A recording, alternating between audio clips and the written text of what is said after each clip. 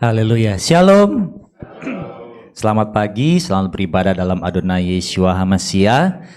Pada pagi siang hari ini kita akan sama-sama membaca, memeditasikan akan kebenaran firman Tuhan yang boleh saya ambil dari 1 Korintus 3 ayat 16 dan 17.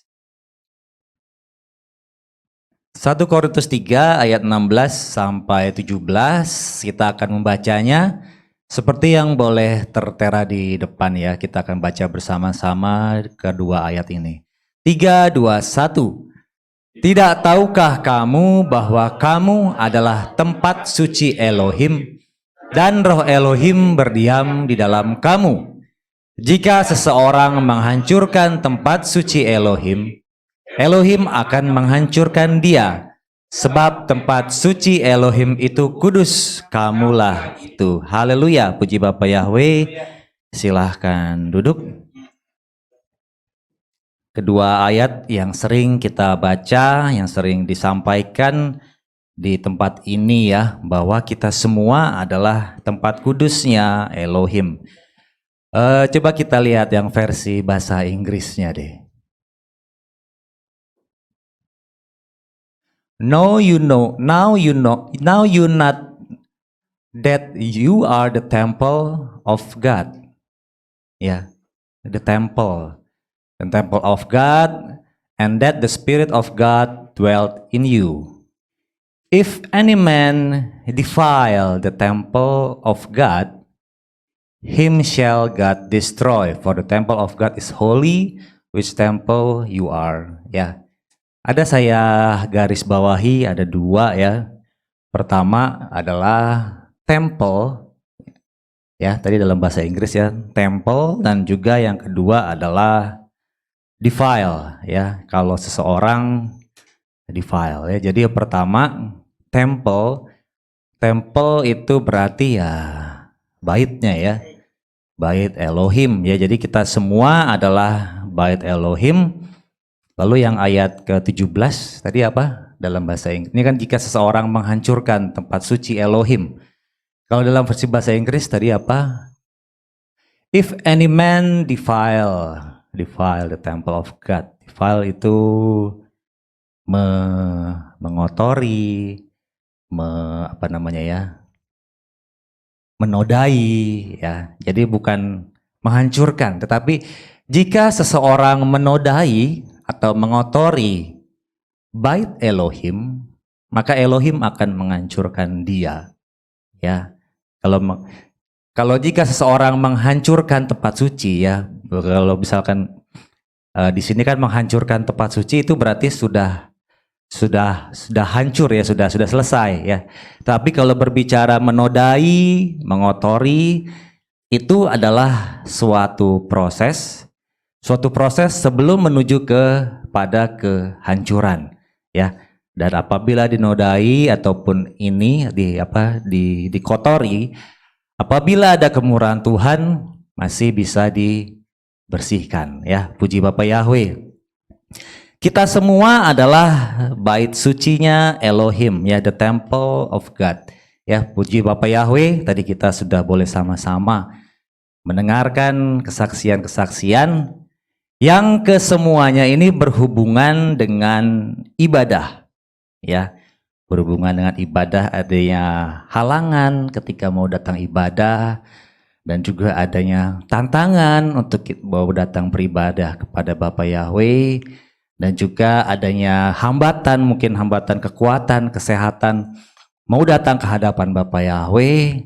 Dan juga ada ya, tadinya ada pertentangan, tapi berkat doa daripada orang percaya akhirnya diluluhkan, akhirnya bisa datang kembali untuk boleh beribadah ya. Di sini kita boleh melihat ya bahwa Bapak Ibu ya, tantangan demi tantangan pasti ada ya. Apabila kita masih berada menginjakkan kaki di muka bumi ini, pasti ada masalah, pasti ada tantangan ya. Apalagi kita sebagai penyembah Bapa Yahweh, pasti banyak orang yang menentang ya. Karena sesuai dengan kesaksian tadi ya, ngapain sih ibadah ya? Mungkin kalau misalkan sudah telat ibadah, tetangga-tetangga atau juga mungkin yang terdekat atau juga keluarga atau mungkin anak, istri, suami, siapapun bisa berkata, ngapain sih kok jauh-jauh ibadah ke Ciputat? Ya, toh di dekat rumah juga ada, ya.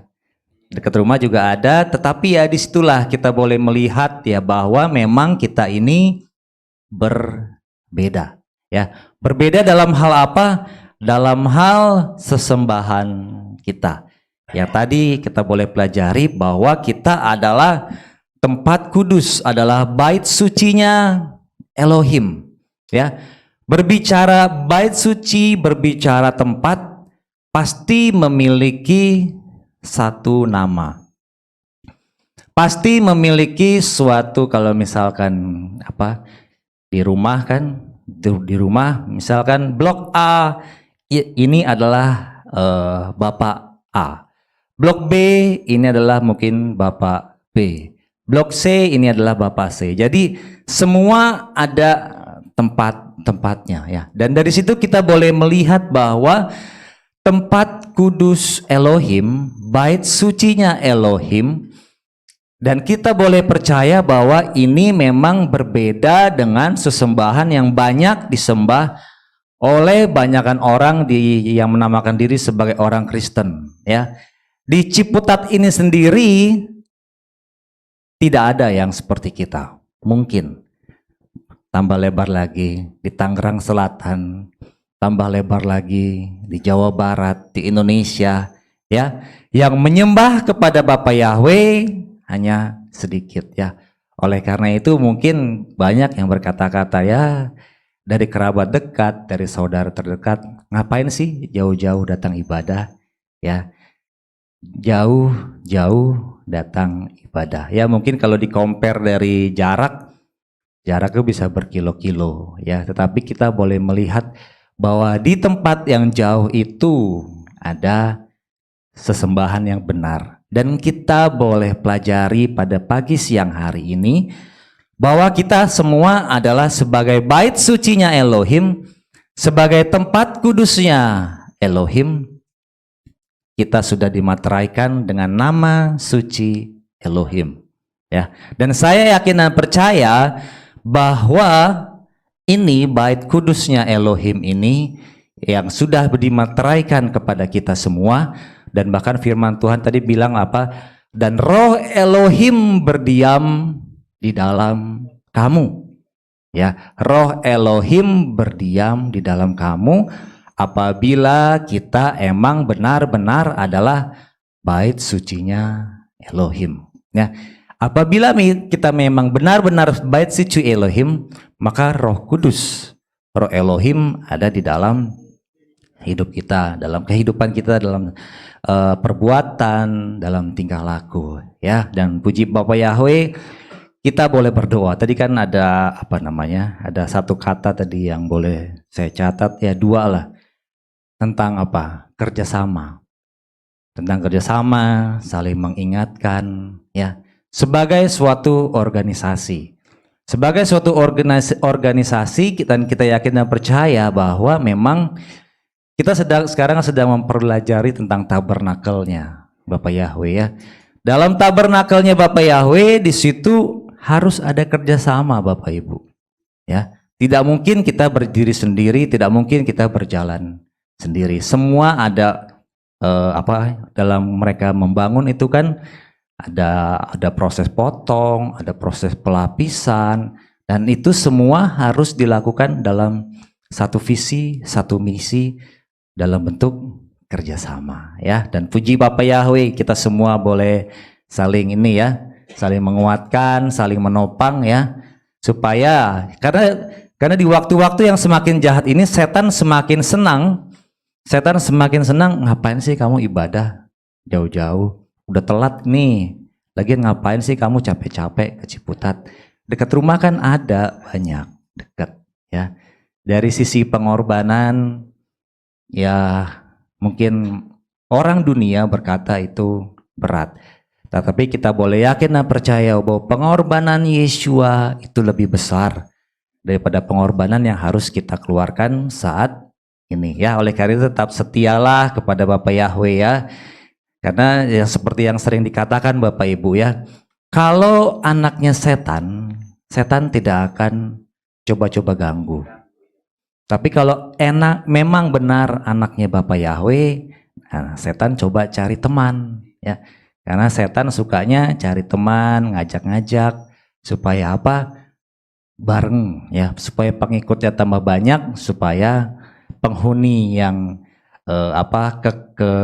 kekejaman itu nanti akan semakin banyak. Tapi kita boleh yakin dan percaya ya bahwa kita di tempat ini tetap setia. Amin Bapak Ibu. Haleluya, puji Bapak Yahweh. Tentang bait suci Elohim Bapak Ibu ya, kita boleh melihat sekarang kita sedang belajar tentang tabernakel, tentang kemahnya Bapak Yahweh, tentang tabernakel yang sedang dibuat pada zamannya si Moshe. Dan setelah itu semakin berkembang, perkembangan zaman, akhirnya si Daud juga dia memiliki kerinduan. Daud memiliki kerinduan supaya dia juga bisa memiliki tempat supaya khususnya tabut ini kok saya yang adalah sebagai seorang raja, saya kok bisa enak-enakan di dalam suatu tempat, di dalam istana raja ya. Tetapi kok tabut perjanjiannya Bapak Yahweh kok hanya di dalam sebuah kemah. Ada suatu kerinduan dari dalam hati si Daud, oleh karena itu dia merencanakan. Dia berdoa kepada Bapak Yahweh supaya kerinduan dia untuk membuat bait suci Elohim bisa tercapai ya.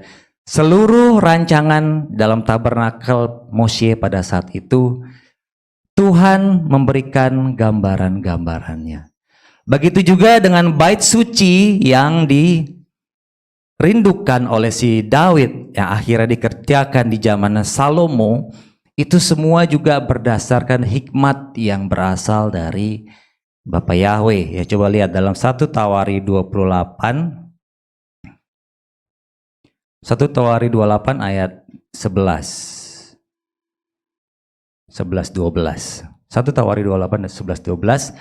Lalu Daud menyerahkan kepada Salomo anaknya rencana bangunan dari serambi muka dan ruangannya dan perbendaharaannya dan ruangan atas dan ruangan-ruangan dalamnya serta ruangan tempat pendamaian dan semua rencana bangunan yang ada padanya melalui roh. Dan kita boleh belajar bahwa memang roh Bapak Yahweh ini boleh memenuhi dari kehidupan Daud. Coba lihat dalam ayat yang ke-19. Masih dari 1 Tawari 28 ini, ayatnya ke-19 ya.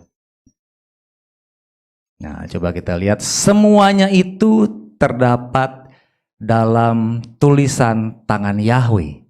Dia membuat aku mengerti semua pekerjaan rencana itu ya.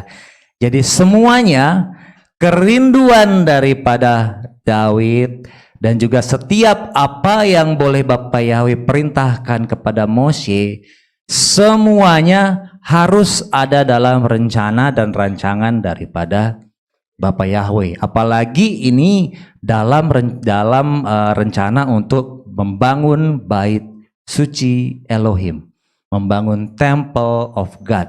Dan sekarang kita sebagai bait sucinya Elohim, saya yakin dan percaya bahwa semuanya ada dalam tulisan tangan Yahweh ya. Dan saya yakin dan percaya bahwa segala sesuatu yang sedang kita lakukan semuanya itu dalam tangan Bapak Yahweh ya. Karena apabila segala sesuatu yang tidak direncanakan dalam tangan Bapak Yahweh pasti akan sia-sia. Coba Mazmur 127. Mazmur 127 ayat 1. Ya, tentang pembangunan rumah ya. Nyanyian pendakian dari Salomo. Jika Yahweh tidak membangun rumah, mereka yang membangunnya telah berjerih lelah atasnya dan ke dalam kesia-siaan ya. Jadi apabila rencana-rencana itu hanya muncul dari pikiran pribadi namun tidak diserahkan kepada Bapa Yahweh, sia-sia.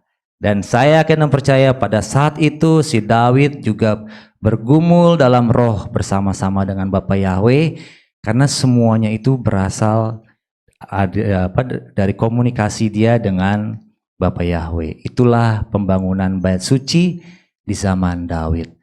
Lalu di zaman Salomo ya. Lalu berjalan waktu kemudian akhirnya terjadilah seperti yang difirmankan oleh Bapa Yahweh tadi, apabila menodai bait suci, apabila mengotori tempat suci, maka Bapa Yahweh tidak segan-segan untuk menghancurkan tempat suci tersebut. Ya, sekali lagi, apabila dinodai, apabila dikotori, Bapa Yahweh tidak segan-segan. Ya, nanti kita akan melihat apakah yang dilakukan pada saat itu, pada saat zaman Salomo. Ya, kenapa dia begitu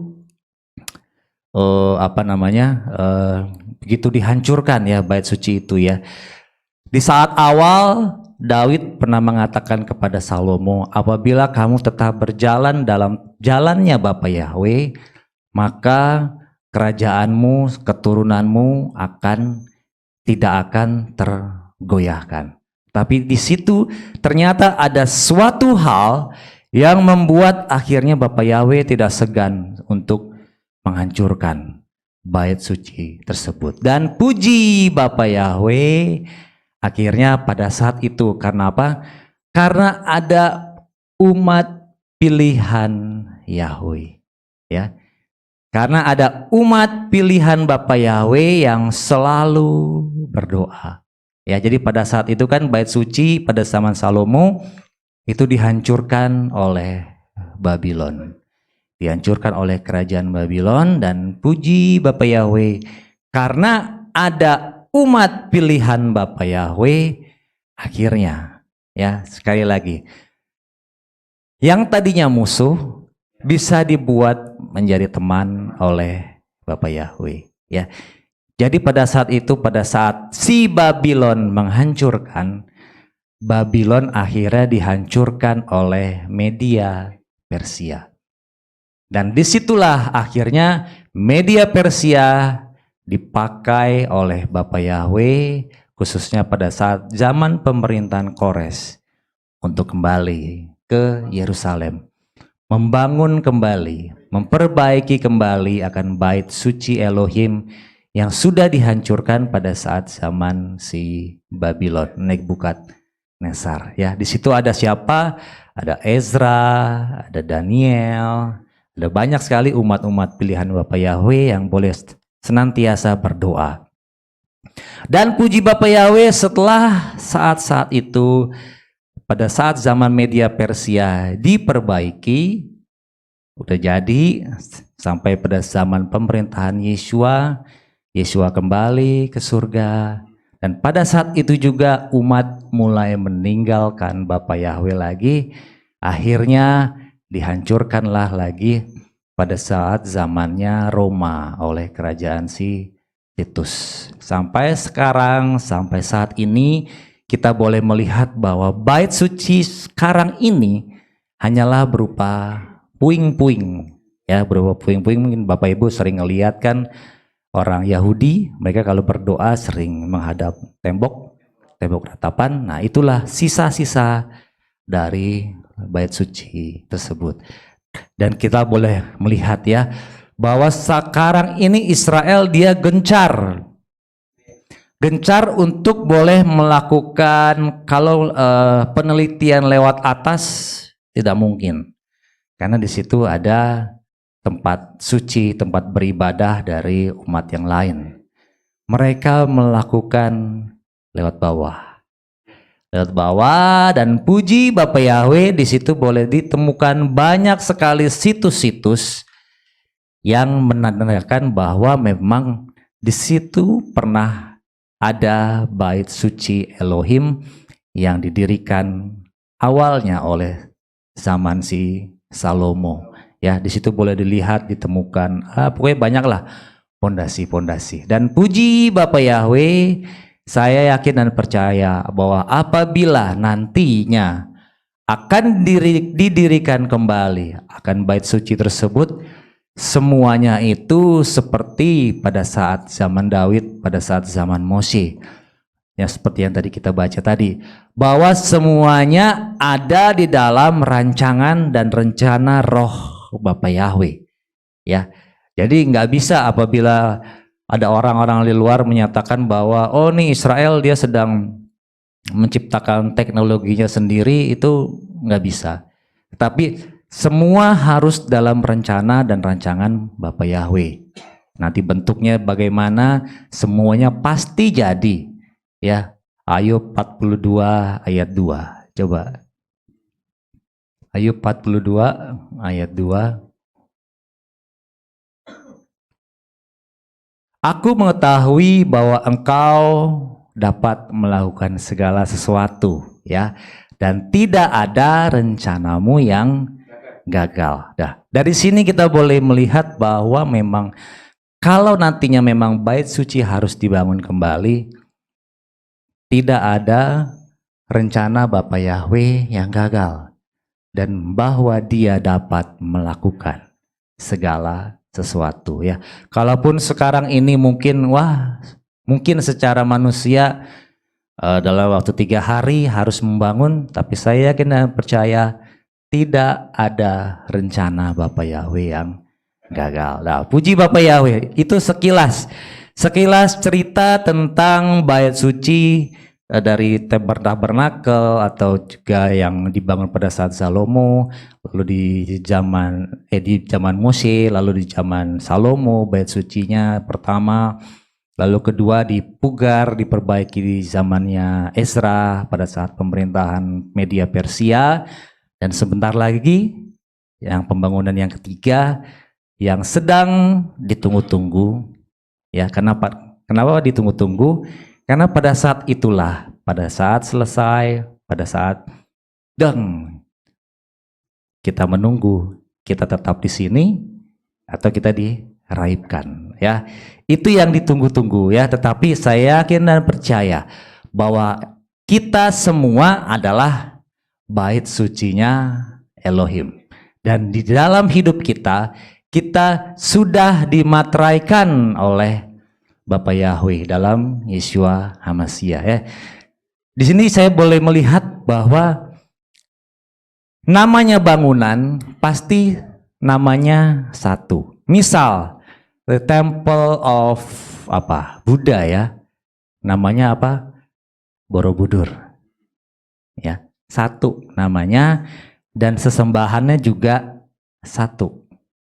Dan kita semua adalah, tadi dikatakan the temple of God, the temple of Elohim, dan saya yakin dan percaya bahwa pribadinya, sesembahannya satu. Jadi apabila ada orang di luar sana yang berusaha menggoyahkan, oh namanya bukan Yahweh, namanya bukan Yeshua HaMashiach, ya.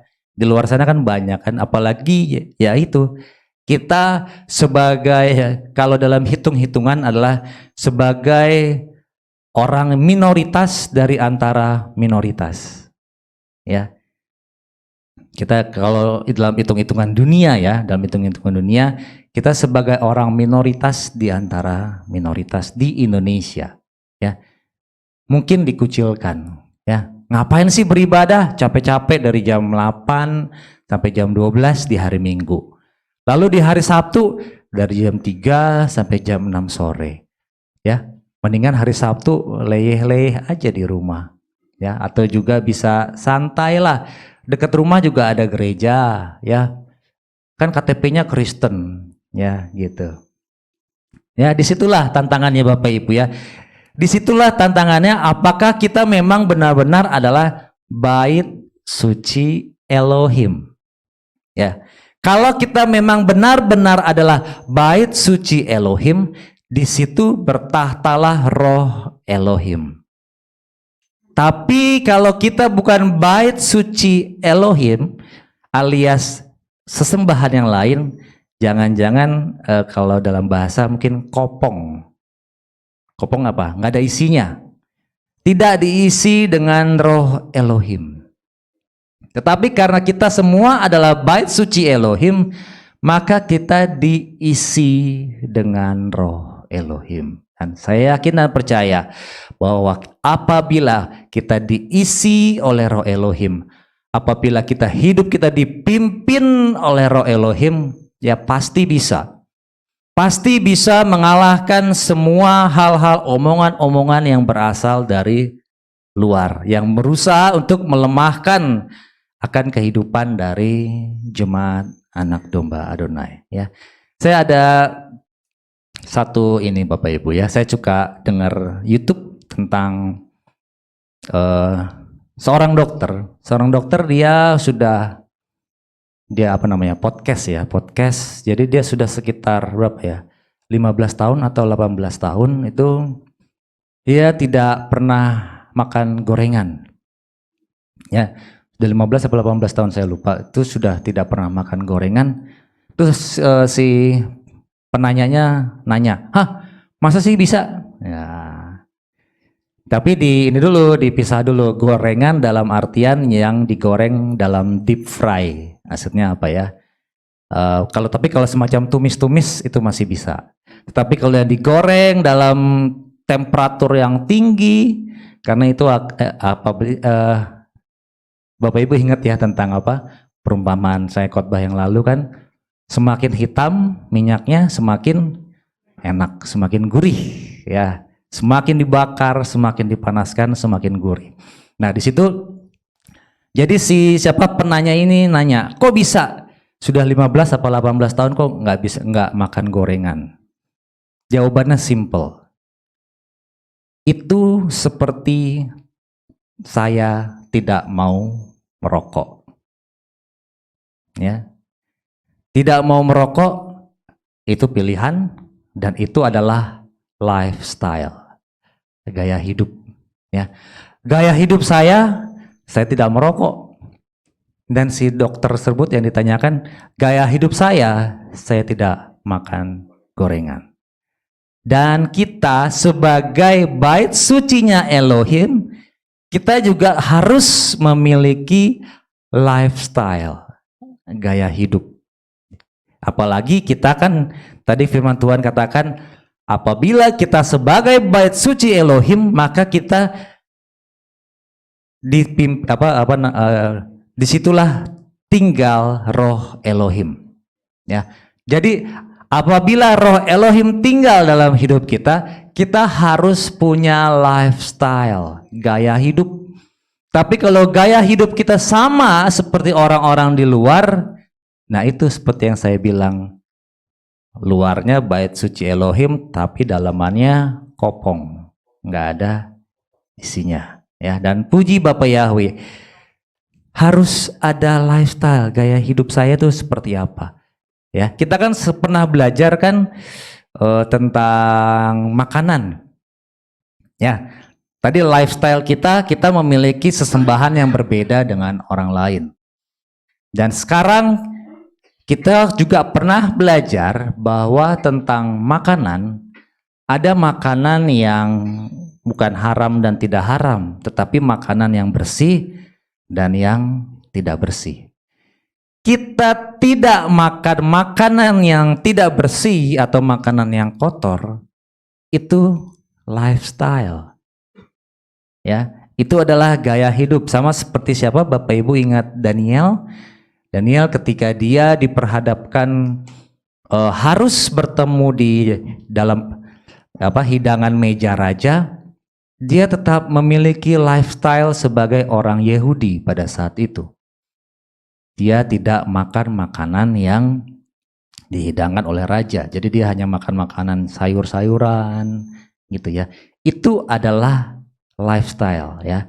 Jadi kalau orang mengatakan nggak apa-apalah, ada satu kesaksian Bapak Ibu ya. Tapi ini jangan ditiru. Karena saya pernah salah makan Bapak Ibu ya. Di trip yang lalu kemarin. Saya kan kalau malam saya sukanya makannya sup. Jadi sup. Saya bilang saya mau sup. Oke, diambil sup. Warnanya merah. Saya nggak tahu kan. Saya makan. Saya udah mulai rasa ini. Kok aneh ya. Kok nggak lama kemudian kok pusing ya. Tom yum. Tom yum saya kira ayam lah ya. Kan belakangnya yum. Saya nggak pernah makan tom yum. Nggak tahu seletanya apa. Cumi sama udang. Pusing langsung Bapak Ibu. Ya. Langsung dari situ saya berdoa, Tuhan minta ampun. Karena ininya merah, kuahnya. Jadi saya nggak ngelihat lagi itu isinya apa. Isinya cuma sedikit, tapi kuahnya banyak, ya. Di situ, ya. Cumi, udang-udangan enak di mulut, tapi di kepala pusing. Ya, itulah makanan yang tidak bersih. Ya, mungkin secara rohani kita pikir, kan semua makanan yang dihidangkan yang diciptakan oleh Bapa Yahweh kan boleh kita makan. Dalihnya kan begitu kan.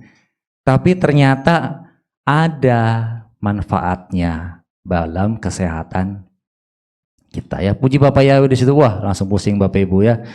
Langsung satu malam itu mending pusingnya bisa tidur, tapi pusingnya nggak bisa tidur. Pusingnya tidur 1 jam, kebangun lagi. Terus meleknya lebih lama daripada tidurnya. Ya, dan puji Bapak Yahweh di situ pas saya baru sadar, oh ternyata di sini maksud Bapak Yahweh. Bukannya baru sadar, tapi baru sadar bahwa saya makan makanan yang tidak boleh dimakan sesuai dengan Torah. Karena biasanya ini kalau cumi sama udang tuh biasanya dihidanginnya ada yang digoreng. Jadi modelnya masih berbentuk lah ya, masih berbentuk. Kalau dalam bentuk sup udah nggak kelihatan, kan potong kecil-kecil gitu kan, udah nggak kelihatan. Dan puji Bapak Yahweh di situ harus ada lifestyle, gaya hidup kita sebagai bait suci Elohim. Dan bait sucinya ini bukan bait suci yang kaleng-kaleng, tetapi bait suci yang memang benar-benar tempat tinggal daripada roh Elohim tersebut ya. Tidak tahukah kamu bahwa kamu adalah the temple of God, bait suci Elohim, dan roh Elohim berdiam di dalam kamu. Ayat 17, jika seseorang kalau coba lihat lagi dalam 1 Korintus 3 tadi kan, 1 Korintus 3 ayat 16, saya bacaan kita yang pertama tadi. Ayat 17, jika seseorang menghancurkan, tapi dalam bahasa Inggris, jika seseorang menodai, mengotori, ya, tadi kan jangan makan makanan kotor. Firman Tuhan tadi katakan, jika seseorang mengotori tempat suci Elohim, maka dia akan menghancurkannya. Ya, menghancurkan dalam berupa apa tadi? Dalam berupa kesehatan, ya. Mungkin sekarang ini tidak langsung berasa, tapi mungkin nanti efek-efeknya ke depan, ya. Bapak Yahweh tahu, kan Bapak Yahweh adalah roh kan.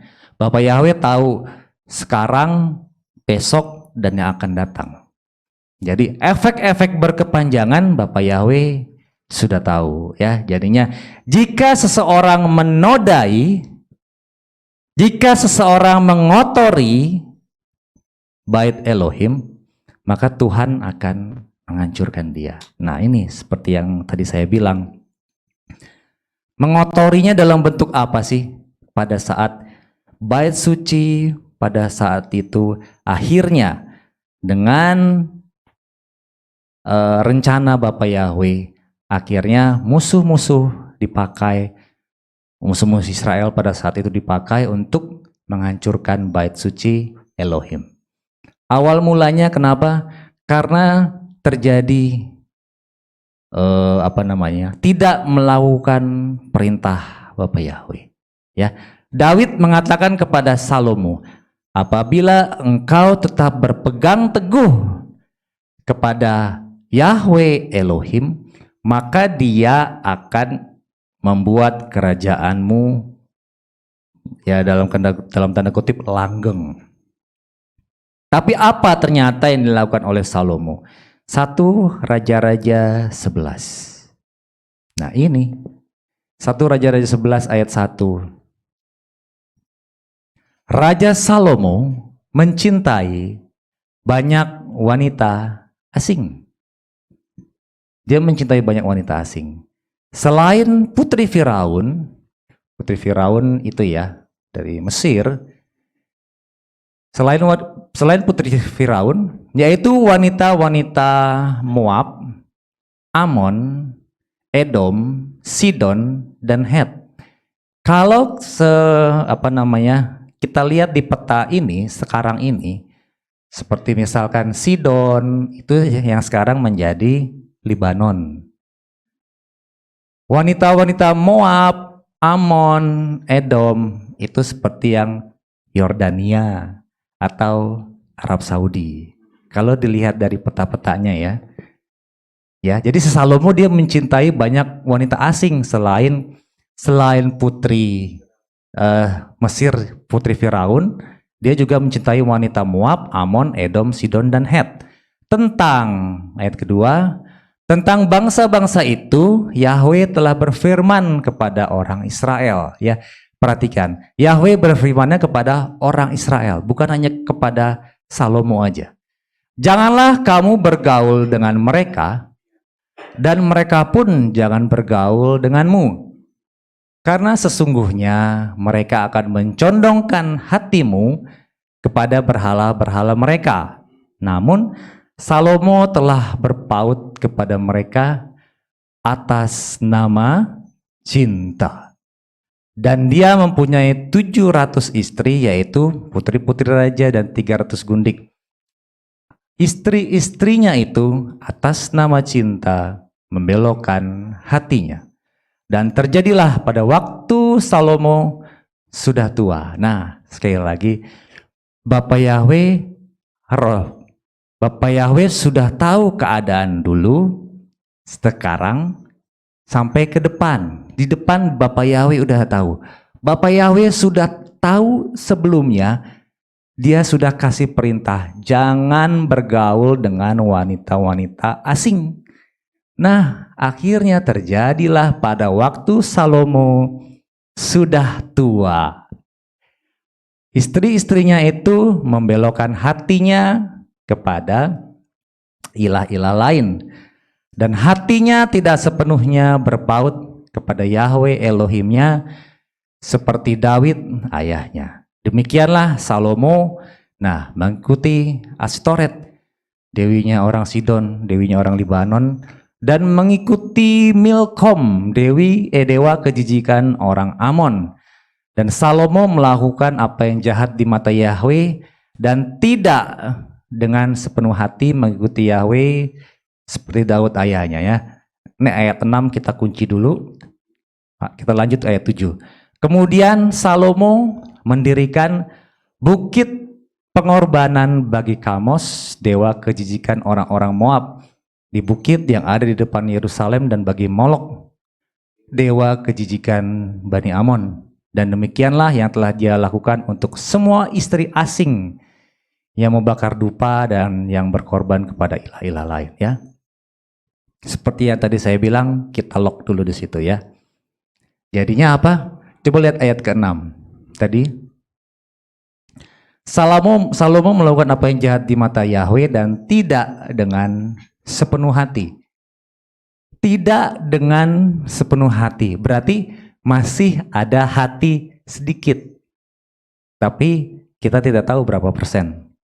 Ya.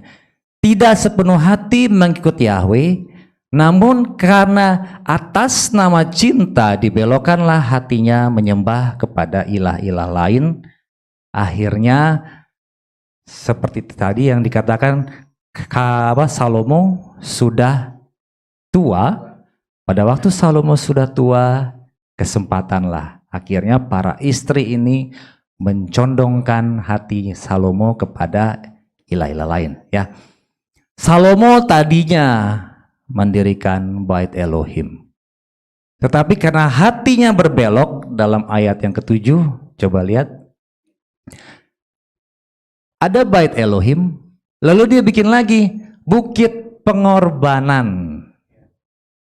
Ada 2 bangunan yang telah Salomo buat. Nah, ini adalah gambaran bagi kita semua, Bapak Ibu, ya.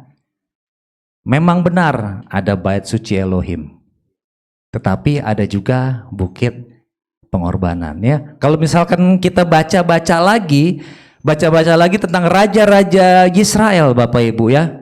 Misalkan, ya banyak lah ya.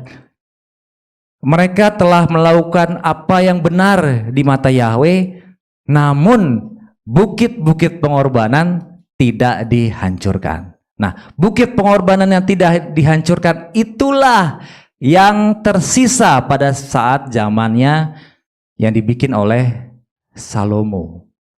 Ya, jadi kalau dalam bahasa sekarang saya mendengar kemarin apa? Opo-opo, ya. Hatinya memang menyembah sama Bapak Yahweh, tapi mendua. Mendua akhirnya apa? Bapak Yahweh tidak berkenan. Karena dalam satu tempat, tadi kan dikatakan bahwa kita adalah bait sucinya Elohim, tinggallah roh Elohim.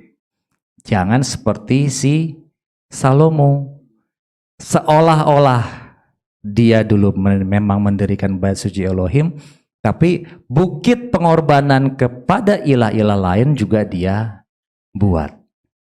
Sepertinya apa? Dan akhirnya apa? Seperti yang tadi firman Tuhan katakan, apabila kita menodai atau mengotori, maka Bapa Yahweh tidak segan-segan untuk menghancurkan bait Elohim tersebut, ya. Penyebabnya apa tadi? Karena apa? Karena wanita-wanita, karena istri-istri. Ya, berbicara mengenai wanita-wanita, berbicara tentang tentang kehidupan kita umat manusia, ya. Karena Yeshua HaMashiach kan sebagai apa? Pengantin laki-laki dan kita sebagai mempelai wanita, ya. Oleh karena itu, ya, yang boleh diingatkan Bapak Ibu, ya, di pagi hari ini, ya, tadi apa? Karena wanita-wanita, coba kita lihat dalam mengenai firman Tuhan ini yang dari 2 Timotius 3 ayat ke-6. 2 Timotius 3 itu, sebab ini kehidupan di zaman akhir, ya. Sebab dari antara mereka ada yang menyelinap masuk ke dalam rumah-rumah. Rumah itu sebagai apa sih? Tempat tinggal, ya, sebagai bangunan. Tadi kan apa? Sebagai bait Elohim. Masuk ke dalam rumah-rumah dan sambil memikat wanita-wanita bodoh, ya, yang syarat ditimbun oleh keinginan-keinginan dosa, ya. Itulah pada saat zaman Salomo sudah terjadi. Karena apa? Keinginannya, keberhasilannya, mungkin berpikir, oh, aku sudah berhasil. Akhirnya apa? Hatinya mulai berpaling dari roh Bapa Yahweh, ya. Oleh karena itu kita yang ada di tempat ini, mungkin anak-anak muda, remaja di tempat ini, hati-hati dalam ketika mencari pasangan, ya. Bukan mencari pasangan juga sih, karena pasangannya sudah ada, tinggal kita berdoa sama Bapa Yahweh, ya. Berdoalah sama Bapa Yahweh, Tuhan, aku pingin pasangan yang menyembah kepada Bapa Yahweh juga, ya, yang menyembah kepada Bapa Yahweh, dan aku berdoa supaya kami juga bisa beribadah dalam satu tempat ibadah yang sama di tempat ini ya. Jadi supaya apa? Supaya jangan kayak Salomo. Supaya jangan kayak Salomo, awal-awal mungkin karena Salomonya masih kuat, aku anak Bapak Yahweh. Ya, kan ada banyak orang kan, anak-anak muda khususnya, nggak apa-apa, sekarang berbeda nggak apa-apa, tapi nanti akan saya bawa lah supaya dia menyembah kepada Bapak Yahweh. Nggak taunya lama-kelamaan karena hatinya berpaut atas nama cinta, berbelok. Karena sudah tua, tadi kan katanya sudah tua, sudah kelamaan pacarannya, sudah kelamaan cintanya, ya wes lah, hajar aja. Nanti juga Bapak Yahweh bisa lah sambil jalan gitu ya. Hati-hati. Kita tidak tahu endingnya bagaimana. Bapak Yahweh sudah tahu endingnya bagaimana. Oleh karena itu dari awal dia berkata kepada Daud, kepada Salomo, kepada kita semua, ya, supaya apabila hati kita tidak berpaling kepada ilah-ilah lain, maka Tuhan akan melanggengkan kerajaan kita. Ya, bahasa sekarang dinasti kerajaan. Bapak Yahweh akan melanggengkan itu semua. Tetapi apabila keluar dari menyembah kepada Bapak Yahweh, Tuhan tidak tanggung. Ya, oleh karena itu Bapak Ibu yang dikasihi ya, hati-hati. Kita sebagai minoritas of minoritas, ya tetap kita minta tolong kepada Bapak Yahweh ya. Karena kehidupan dunia yang boleh semakin jahat seperti ini ya Bapak Ibu. Saya yakin dan percaya bahwa kita semua memiliki tantangan demi tantangan. Dan tantangan terdekat mungkin datang dari keluarga, bisa dari anak, bisa dari istri, bisa dari suami, bisa dari istri. Ya, bisa semuanya lah. Dan satu hal yang boleh diingatkan di tempat ini, apabila ada masalah, langsung kontak sama Bapak Yahweh. Langsung kontak sama Bapak Yahweh, Tuhan tolong. Supaya apa? Karena kita ini nggak bisa apa-apa Bapak Ibu ya. Karena kita ini kan ya mungkin apalagi dengan kita mungkin keluar daripada rencana, daripada firman Bapak Yahweh itu nggak bisa. Kita nggak ada kekuatan ya. Apalagi tadi kan saya juga mendengar dalam kesaksian tadi menghancurkan kesombongan ya. Menghancurkan kesombongan itu memang harus Bapak Ibu ya. Apalagi dalam kita melayani Bapak Yahweh. Dalam kita melayani Bapak Yahweh ya, para pelayan khususnya anak-anak muda dulu pernah saya bilang, kita selama kita melayani Bapak Yahweh, jangan kalian khususnya jangan sombong. Kita kenapa? Karena kita sudah melihat contoh. Sombong sedikit, hancur, keluar, akhirnya pergi meninggalkan Bapak Yahweh. Dan bait suci Elohim yang tadinya diisi tinggal roh Elohim, nah sekarang menjadi bait ya sesembahan yang lain ya. Mending bait yang kosong, tapi ini bait sesembahan yang lain, diisi dengan roh yang lain. Oleh karena itu jangan sombong ya. Ada ayat yang ini ya, Bilangan 12. Ini tentang apa ya, supaya kita jangan sombong Bapak Ibu ya, supaya kita jangan sombong ketika kita melayani. Bilangan 12 mulai dari ayat 1 ya. Ini mengenai Miriam yang dikutuk oleh Bapak Yahweh. Nah ini, maka Miriam serta Harun berbicara menentang Mose. Ya, Miriam sama Harun dia bersekongkol menentang Mose karena wanita Kus. Kus itu dari siapa? Kus itu saudaranya Mesir, saudaranya Kanaan, yang dari mana? Dari Ham ya. Karena wanita Kus yang telah dia ambil, sebab ia memang telah mengambil seorang wanita Kus. Lalu Dan mereka berkata, apakah sesungguhnya, nih, contoh kesombongan. Apakah sesungguhnya Yahweh hanya berfirman melalui Mose saja? Ya, nih persekongkolan saudara nih ya. Apakah dia tidak berfirman melalui kita juga? Oh, yes. Dan Yahweh, celakanya Yahweh mendengar. Ya, Yahweh mendengar akan persekongkolan dari Harun dan Miriam.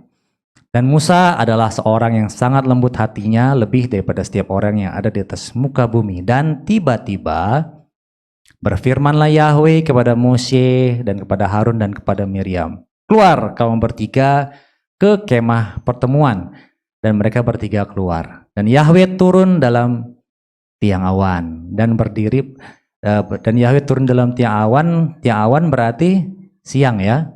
Dan berdiri di pintu kemah itu. Lalu memanggil Harun dan Miriam.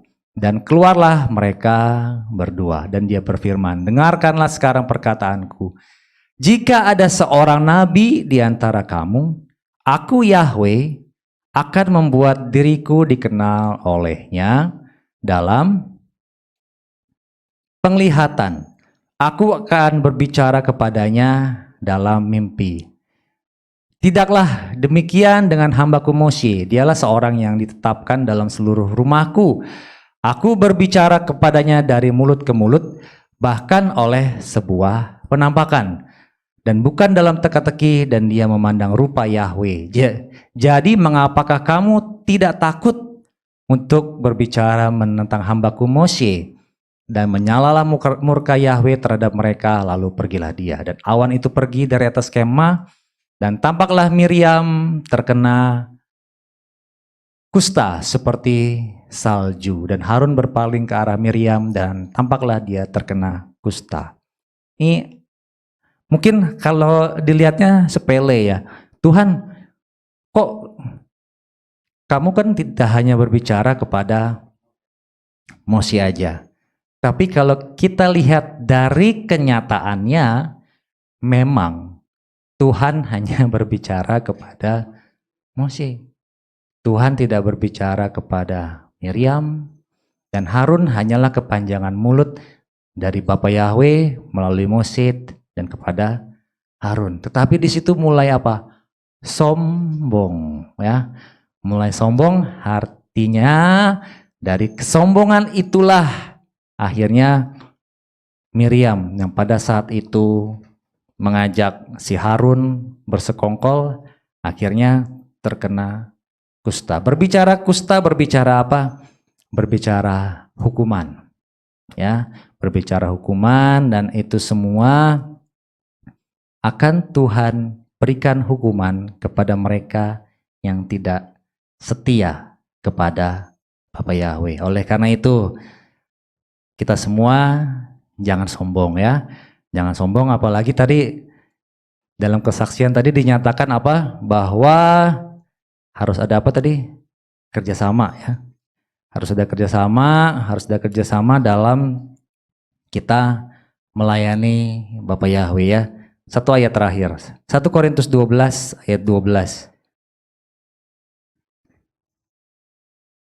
1 Korintus 12 ayat 12 ya. Kita sebagai bait suci Elohim, kita harus bekerja sama ya. 1 Korintus 12 ayatnya yang ke-12. Sebab bahkan sebagaimana tubuh adalah satu, tetapi memiliki banyak anggota, dan semua anggota dari tubuh yang satu itu, sekalipun ada banyak, adalah satu tubuh. Demikian juga Hamasia.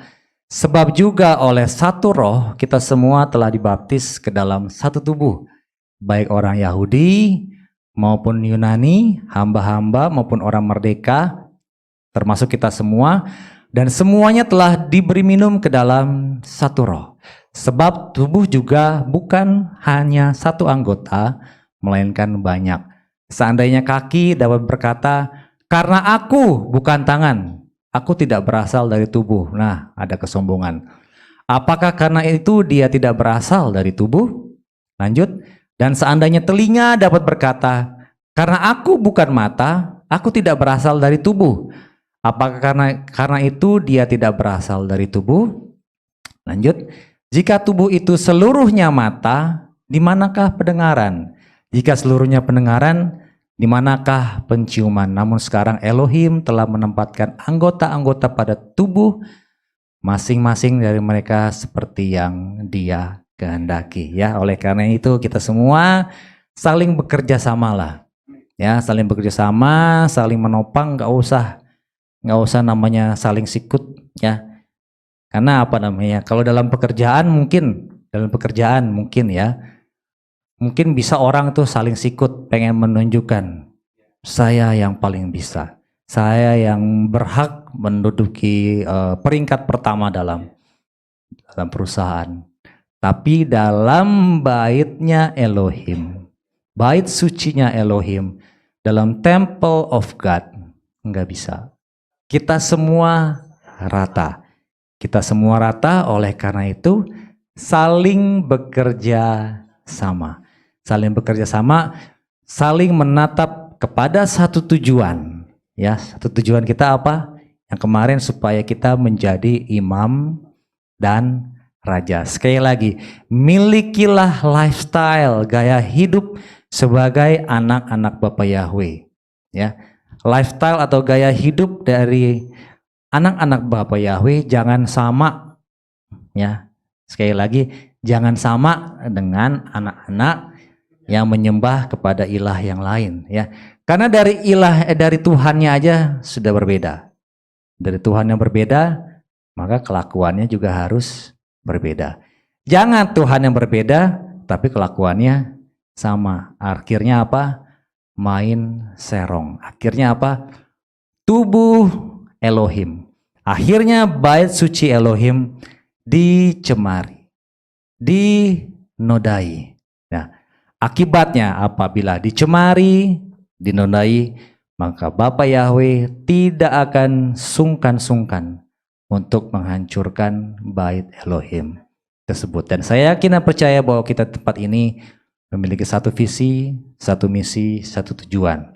Saling bekerja samalah untuk kita boleh bersama-sama menikmati Yerusalem yang baru dengan Tuhan Yesus Masiah, Bapa Yahweh sebagai pimpinan kita. Haleluya, Bapa Yahweh memberkati kita semua.